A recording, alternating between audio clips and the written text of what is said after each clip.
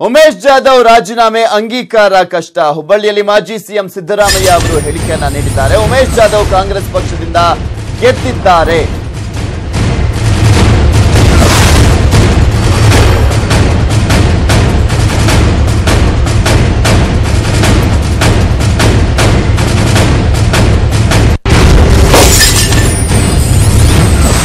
ಉಮೇಶ್ ಜಾಧವ್ ರಾಜೀನಾಮೆ ಅಂಗೀಕಾರ ಕಷ್ಟ ಆಗುವಂತ ಸಾಧ್ಯತೆ ಇದೆ. ಹುಬ್ಬಳ್ಳಿಯಲ್ಲಿ ಮಾಜಿ ಸಿಎಂ ಸಿದ್ದರಾಮಯ್ಯನವರು ಹೇಳಿಕೆಯನ್ನ ನೀಡಿರುವಂತದ್ದು. ಇಲ್ಲಿ ಪ್ರಮುಖವಾಗಿ ಉಮೇಶ್ ಜಾಧವ್ ಅವರು ಕಾಂಗ್ರೆಸ್ ಪಕ್ಷದ ಚಿಹ್ನೆಯಿಂದ ಗೆದ್ದಿರುವಂತದ್ದು. ಸೊ ಹೀಗಾಗಿ ಅವರ ರಾಜೀನಾಮೆ ಅಂಗೀಕಾರ ಆಗೋದು ಕಷ್ಟ. ಈಗ ಆಪರೇಷನ್ ಕಮಲಕ್ಕೆ ಬಲಿಯಾಗಿದ್ದಾರೆ.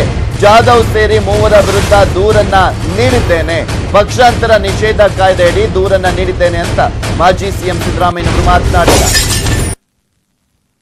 ಜಾಧವ್ ಕಾಂಗ್ರೆಸ್ ಟಿಕೆಟ್ ಮೇಲೂ ಗೆದ್ದಿರೋದು.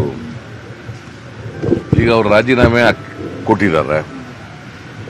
ಬಿಜೆಪಿಗೆ ಯಾಕೆ ಹೋಗ್ತಾ ಇದ್ದಾರೆ? ಈಗ 5 ವರ್ಷ ಇಲ್ಲಿ MLA ಆಗಿದ್ದರು, 2ನೇ ಸಾರಿ MLA ಆಗಿದ್ದಾರೆ JDS ಕಾಂಗ್ರೆಸ್ ಇಂದ. ಈಗ ಅವರ ಬಿಜೆಪಿಯವರ ಕುತಂತ್ರಕ್ಕೆ ಬಲಿಯಾಗಿದ್ದಾರೆ. ಇವರು ಆಸೆ ಆಮಿಷಗಳು ತೋರಿಸಿ ಇವ್ರನ್ನ ಎಳ್ಕೊಂಡಿದ್ದಾರೆ.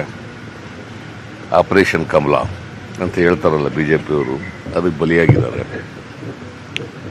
ಆದರೆ ನಾನು ಉಮೇಶ್ ಜಾಧವ್, ರಮೇಶ್ ಜಾರಕಿಹೊಳಿ, ನಾಗೇಂದ್ರ, ಮಹೇಶ್ ಕುಮಟಳ್ಳಿ ಇವ್ರು 4 ಜನದ ಮೇಲೆ ಪಿಟಿಷನ್ ಹಾಕಿದ್ದೀನಿ, ಇವ್ರನ್ನ ಡಿಸ್ಕ್ವಾಲಿಫೈ ಮಾಡಬೇಕು ಅಂತ. ಆಂಟಿ ಡಿಫೆಕ್ಷನ್ ಲಾ ಅಟ್ರಾಕ್ಟ್ ಆಗುತ್ತೆ. ಇವ್ರು 4 ಜನರು ಡಿಸ್ಕ್ವಾಲಿಫೈ ಮಾಡಿ ಅಂತ ಸ್ಪೀಕರ್ ಮುಂದೆ ಪಿಟಿಷನ್ ಹಾಕಿದ್ದೀನಿ. ಆ ಪಿಟಿಷನ್ ಪೆಂಡಿಂಗ್ ಇದೆ, ಇನ್ನು ಇತ್ಯರ್ಥ ಆಗಿಲ್ಲ. ಇದ್ರ ಜೊತೆಗೆ ಸುಪ್ರೀಂ ಕೋರ್ಟಲ್ಲಿ ಒಂದು ಪಿಟಿಷನ್ ಇದೆ. ಯಡಿಯೂರಪ್ಪ ಚೀಫ್ ಮಿನಿಸ್ಟರ್ ಆದ ಸಂದರ್ಭದಲ್ಲಿ ಸುಪ್ರೀಂ ಕೋರ್ಟ್ಗೆ ಒಂದು ಪಿಟಿಷನ್ ಹಾಕಿತ್ತು, ಅದು ಪೆಂಡಿಂಗ್ ಇದೆ. ಇನ್ ದಿ ಮೀನ್ ವೈಲ್ ಇವೇನು ಇತ್ಯರ್ಥ ಆಗದೇನೆ ಅವ್ರ ರಾಜೀನಾಮೆ ಅಕ್ಸೆಪ್ಟ್ ಆಗಕ್ಕೆ ಸಾಧ್ಯ ಇಲ್ಲ ಕಾನೂನು ಪ್ರಕಾರ. ಉಮೇಶ್ ಜಾಧವ್